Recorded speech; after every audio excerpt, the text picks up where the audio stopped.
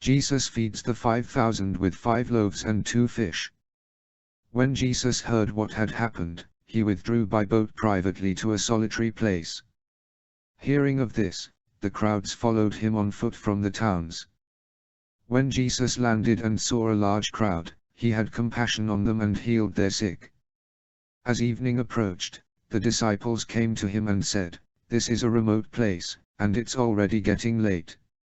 Send the crowds away, so they can go to the villages and buy themselves some food." Jesus replied, "They do not need to go away. You give them something to eat."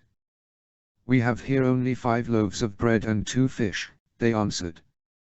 "Bring them here to me," he said. And he directed the people to sit down on the grass. Taking the 5 loaves and the 2 fish and looking up to heaven, he gave thanks and broke the loaves. Then he gave them to the disciples, and the disciples gave them to the people. They all ate and were satisfied, and the disciples picked up 12 basketfuls of broken pieces that were left over. The number of those who ate was about 5,000 men, besides women and children. Life of Jesus is full of compassion for mankind. He had special love, affection and compassion for the poor, sick and downtrodden segment of the society. Whenever Jesus saw anyone suffering, he was always there for help.